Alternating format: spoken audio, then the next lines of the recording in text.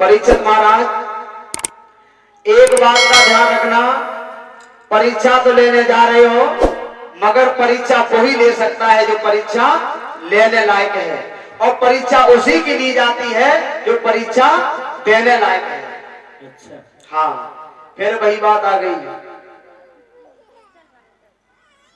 जो अखंड गुरु का शिष्य होगा वो परीक्षा से कभी दहलाएगा नहीं, और जिसके अखंड गुरु होंगे वो कभी परीक्षा से पीछे नहीं हो जाए परीक्षा।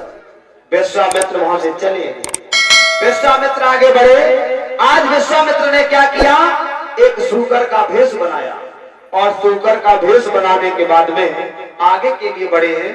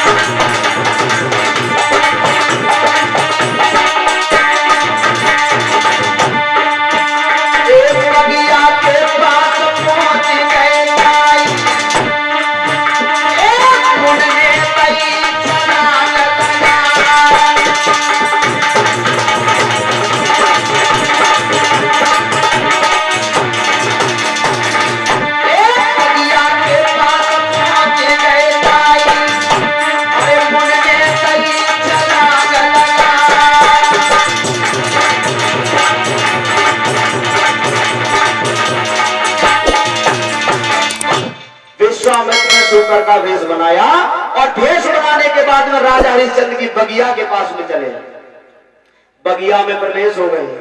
और जब बगिया में प्रवेश हुए हैं, सारी बगिया की तरफ घूम करके देख रहे हैं, सारी बगिया को उजाड़ दिया, सारी बगिया को तहस नहस कर दिया।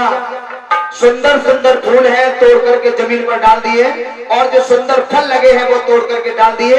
यहां तक बताया है सारी बगिया को बर्बाद कर दिया।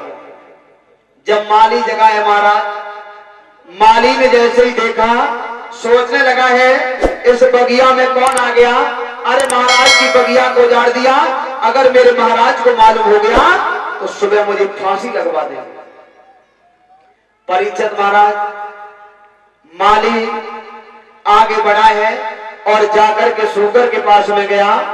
आज वही विश्वामित्र ने छलांग लगाई है और माली के ऊपर उन्होंने प्रहार कर दिया, माली की जंघा को फाड़ दिया, माली के शरीर से खून चल रहा है। आज बेचारा रोता हुआ राजा हरिश्चंद्र के दरबार में आया और बोले महाराज की जय हो। अरे माली? हाँ महाराज। बहुत दुखी दिखाई दे रहा है। महाराज आज तो गजब हो गया। ऐसा गजब हो गया? गजब ऐसा हो गया महाराज, को अपनी बगिया है ना, उस बाग में एक सूकर आ गया, सूकर ने सारी बगिया को उजाड़ दिया महाराज। और जब मैं मारने के लिए गया ना तो उसने मुझ पर प्रहार कर दिया, मेरा ये हाल कर दिया, आप जल्दी चलो मेरे साथ चलो और सूकर को मारना है। जैसे सूकर का नाम सुना है माली, हाँ, ये संध्या काल का समय है, मतलब शाम के वक्त किसी को कष्ट नहीं दिया जाता है। शाम के वक्त अब जब तक महाराज प्राण कमाया बहने कर रहे हैं, अब तुम कष्ट की बात कर रहे हो। अब थोड़ा आराम करो, सुबह उसको देखते हैं। एकदम से राजा हरिश्चंद्र कहने लगे हैं माली, जब शाम का वक्त होता है तो हमारे मान पर से बताते हैं किसी जीव को सताया नहीं जाता है। समझा करके बोले हैं क्या, आ रहे हैं संध्या को आरे तो थमते बीजोरे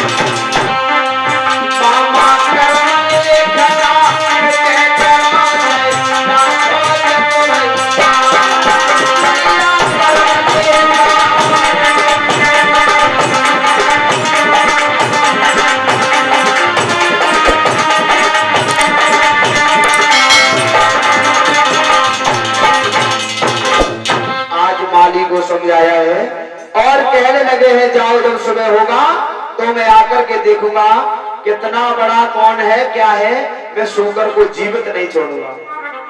माली लौट करके वापस आया है। एकदम से जब सुबह हुआ है, राजा हरिश्चंद्र बोले, ए मंत्रियों! महाराज बहुत गर्म आवाज निकाल रहे हो, क्या बात है? तुम्हें कुछ बात नहीं मालूम है क्या? हमें नहीं मालूम महाराज। अरे तुमने कुछ सुना नहीं? बहुत गर्मी। तैयार हो जाओ। क्यों? हाथ में तलवार ले लो। कोई बात? जो अपनी बगिया है ना, हाँ हाँ, उस बगिया में सूकर आ गया है और हम लोगों को सूकर को मारना है। बस इतनी हाँ, बात? बिल्कुल। और कोई बात? और कोई बात यह है, कान खोल करके सुन लो। हाँ हाँ, अगर किसी की तरफ से सूकर निकल गया, अगर किसी की तरफ से सूकर निकल गया तो उसे जिंदा फांसी लगवा दी जाएगी। महाराज जिंदा फांसी कैसे? हाँ। ये कह रहे महाराज हमें छुट्टी दे दो, हमारे गेहूं बोने। फालतू में परे परे तंदूरी खाते रहे, और जब थोड़े काम को नंबर आओ तब छुट्टी दे दो। बहुत प्राण प्यारे हैं। हमने तुझे इसलिए रखा है अपने साथ में, हाँ। 7 फुट की लंबाई है, होस्ट पुष्ट हो, एक आध राउंड तो झेल जाइयो। अच्छा अच्छा। हाँ महाराज बोलो। एक बात और है, एक ना दो। अगर हम लोगों के पास से अगर सूकर निकलता है तो जिंदा फांसी हो जाए। बिल्कुल, ये हमारा आदेश है। और अगर तुम्हारे पास से निकल गया तब क्या होगा? मेरी पास से तो निकल ही नहीं सकता है। तो मेरे भी पास से नहीं निकलेगा महाराज। तैयार हो जाओ। तैयार है, तैयार है। बगिया के चारों तरफ से घेर लो। चलो। और जब आवाज मारे तो आवाज वापस आनी चाहिए। ठीक है महाराज। तैयार हो? हाँ बिल्कुल। बिल्कुल। तलवार ले ली। बताओ फायर खोलने।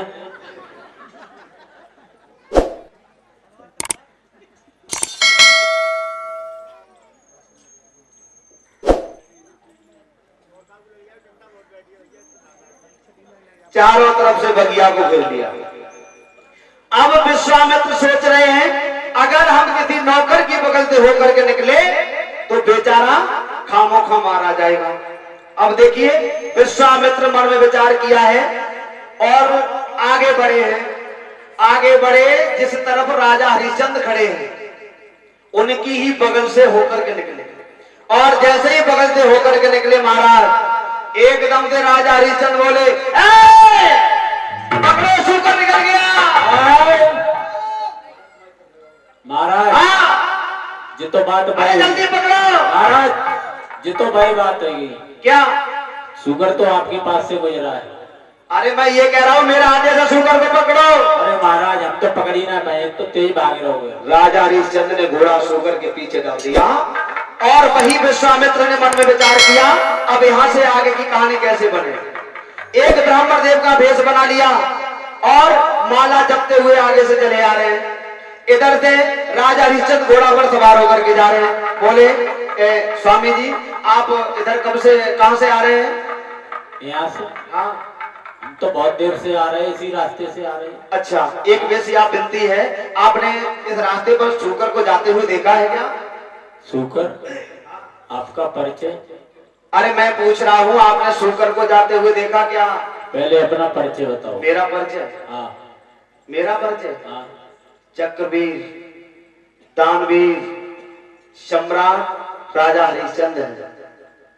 अच्छा हाँ। फिर शुगर का क्या काम है? महाराज उस शुगर ने मेरी सारी बगिया को उजाड़ दिया और यहाँ तक हुआ, बगिया को उजाड़ा सो उजाड़ा, मेरे माली की जंगा को फाड़ दिया।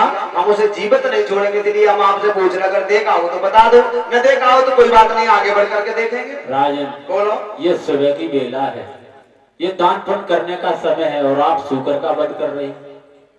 मतलब आपसे कुछ थोड़ा दान चाहिए। अगर आप 1 घंटा से नक्तौरों करवा रहे हो तो महाराज सीधे ही मांग ले, जो कुछ मांग रहे हो, तो हमें मेरे समय बर्बाद कर रहे हो। अरे जो तुम्हें मांगना हो वो मांग लो। और ये राजा हरिश्चंद्र ऐसा है, एक बार जो कह देता है वो कभी। तो आप संकल्प कर दे। संकल्प कर दे, बोल दे संकल्प। संकल्प? हाँ। ऐसे भरोसा नहीं है। कैसे? मतलब बिना संकल्प भरोसा नहीं है। अरे बिना संकल्प भी दे सकते हैं। नहीं, संकल्प कर दें आप पहले। संकल्प? लेकिन महाराज संकल्प तो हम कर देंगे, मगर थोड़ी सी परेशानी है। क्या? मेरे पास में यहाँ तो कुछ है नहीं, आप मेरे साथ घर पर चलो, और जब घर पर आप चलोगे तो आप जो मांगोगे मैं वही दूंगा। क्या है आपके पास यहाँ? मेरे पास में क्या है? कुंजी और लगाम है। तो वैसे इसका ही संकल्प बोल दे। इसका ही संकल्प कर दे। हाँ। देखिए, एकदम से ब्राह्मण देव बोले मेरी बेटी की शादी है, और बेटी की जब शादी है, शादी के लिए मन में विचार कर रहे हैं, हमें कुछ चाहिए। अगर इन्होंने संकल्प कर दिया, और संकल्प जब कर देंगे तो संकल्प की पढ़ाई में भी मैं कुछ न कुछ जरूर मांगूंगा। संकल्प किया है महाराज, और जब संकल्प किया है तो बोले संकल्प तो हो गया, अब ये बताओ संकल्प की पढ़ाई में मुझे क्या दोगे? एकदम से बोले मांगना चाहो महाराज, क्या लोगे? यहाँ तो कुछ नहीं है, मेरे साथ घर पर चलो। बोले कुछ नहीं, घर पर बाद में चलेंगे, पहले यही सब कुछ हो जाए। बोले मांगो। कहा मुझे 60 बार सोना चाहिए। राजा हरिश्चंद्र बोले जब बताओ महाराज जी, 1 घंटा से तुमने खामखाई को ड्रामा कर रहे हो, 60 बार सोना। अरे मेरे साथ चलो, घर पर जब चलोगे 60 ना, हम तुम 120 दे दिए, हमारे घर पर चलो, है कुछ ना है। अंदाज लगाओ श्रोताओ, आज ब्राह्मण देव चले हैं और राजा हरिश्चंद्र आगे आगे जा रहे हैं। ब्राह्मण देव जाकर के आज अवध नगरी में पहुंचे, और जैसे ही पहुंचे हुए श्रोताओं, एकदम से राजा हरिश्चंद्र ने सुंदर आसन लगा दिया है, और ब्राह्मण देव को आसन दे दिया। जब आसन दे दिया, अपने मंत्री को आवाज लगाई, ए मंत्री, उस कोठारी में से 60 बार सोना ला करके ब्राह्मण देव को दे दो। ठीक है महाराज। सुन रहे हो? सुन रहे हैं। मेरा आदेश है। अच्छा। हाँ। जैसे ही राजा हरिश्चंद्र ने कहा, एकदम से ब्राह्मण देव ने हाथ पकड़ लिया। क्या कह रहे हो? क्या कह रहे हो? किससे आदेश कर रहे हो? ये प्रजा, ये राजपाट, ये तुम्हारी अवध नगरी, सब कुछ मेरा है, तुम्हारा कुछ नहीं है। तुमने कुंजी और लगाम का संकल्प किया है, अब 60 बार सोना तुम कहां से लाओगे? राजा हरिश्चंद्र के पैरों की तरह धरती खिसकी। बोले ये क्या हो? हम समझ नहीं पाया, मुझे क्षमा कर दो। हाथ जोड़ करके आज ब्राह्मण देव से कहने लगे हैं, मुझे क्षमा कर दो, मैं समझ नहीं पाया। तभी तो कहा है, संतों की, महान पुरुषों की भाषा को समझने वाला बिरला ही होता है, हर किसी के बस की बात नहीं है। राजा हरिश्चंद्र को फंसा लिया।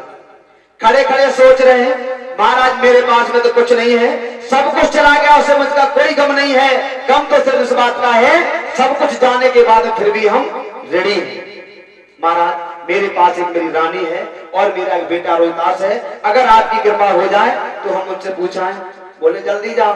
जा तो रहे हो, अगर तुम्हारी पत्नी ने मना कर दिया तब क्या करोगे? महाराज जी, राजा हरिश्चंद्र बोले मेरी पत्नी मना नहीं कर सकती है। अच्छा। हाँ, इतना भरोसा है? बोले हाँ। अगर कहीं मना कर दिया तब क्या करोगे? बोले स्वामी मेरी पत्नी मुझसे कभी मना नहीं करेगी। अंदाज लगाओ महाराज, वो भी एक रानी तारा, और आजकल की माई माता बहने, क्षमा करियो आपसे ना कह रहे, हम तो मैं स्वामी जी से कह लिया, माई और स्वामी जी आपके सामने। देखो, अगर हमारे भैया लोग बाजार में जाएंगे, चलो बाजार की छोड़ो, अगर गांव में कोई भैंस लेने वाला है, खरीदने वाला, अगर 50,000 की भैंस अगर फंस के 45,000 में बेच दे महाराज, और श्रीमती को मालूम पड़ जाए कि हमारी भैंसिया बिक गई, और सबसे पहले कौन कहता? मम्मी, ओ मम्मी, पापा ने भैंसिया बेच दी। लला कितने की बेच दी? 45,000 की। इन्हें की फूट गई कहा? तो 50,000 की भैंसिया 45 हम दे दी। आज आंधे जी रही है क्या? मही रहे। अब भकभकाती बैठी है महाराज, कितने खनिजे आए और दुध याद।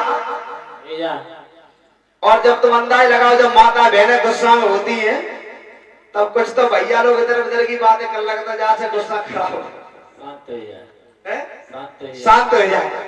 कुछ तो भैया हमारे, देखो भैया तो भाई खैर एडजस्ट कर लेते हैं, मगर माता बहनें देखो, अगर हमारे अपने पति देव पे गुस्सा हो जाए तो लौड़ा के पकड़ के गद्दरा पंसा दे देगा, तो ही ना रागे, तो ही मत डालेंगे, घर को कष्ट ही काटती है, बीमारी खत्म करती है, मतलब गला पे बुझाई जाता। और बे खड़े खड़े देखते हैं, और जब आए बका बका रही, बोली आज अगर घर आएगा तो जा रही है यहाँ हम ही रहे। बेचारी बैठी है, बेव आ रहे कि प्राण कबड्डी ले रहे हो। अब कबड्डी जाते रह रहा हो, अगर एक कदम रूट गए तो कम से कम एक हफ्ता तो चलो ही जाए हमारा।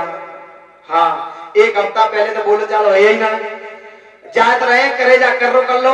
अब देखो जेब की बजाय पैसा हाथ में पकड़ ले, जैसे कि पैसा दे के शादी की बात है गुस्सा के कम हो जाए। आगे बढ़े, बैठी है और बैठी हुए बेचारे भीतर घुस गए। अब देखो बोलिंग आए, बोले तेरा बोलिंग का बात, रोटी फोटी कर ले कि ना, हम समझते बोलो कितने की भैंस बेच रही, मतलब भैंस कितने की बेच रही, बोली 45,000 की। जाओ 4 रुपया जो तुम में ही लगी जाए, आज तुम रहे हो या हम ही रहे। लड़ाई शुरू महाराज। अब अंदाज लगाओ, ये इतना वो नहीं है। अगर पति की ये बात है, अगर एक की बात करोड़ों की हो जाए तो वो अच्छी है, या करोड़ों की बात मिट्टी मिल जाए वो अच्छी है महाराज। हमारे भैया लोग हैं, स्वयं निर्णय लेते हैं। अगर कोई बात बन बिगड़ जाए तो स्वयं उसको ले लेंगे। भाई माता मेरा नंबर तो बाद में महाराज है। इसलिए आज राजा हरिश्चंद्र जाकर के तारा रानी के पास में पहुंचे, और जैसे मैया तारा ने आते हुए देखा, एकदम से कहने लगी है महाराज क्या बात है, समझ में नहीं आ रहा है, आपका चेहरा उतरा हुआ कैसा दिखाई देता है। बोली समझा करके क्या, आरे मुख मलिन और चल गई सी सैया छाय रे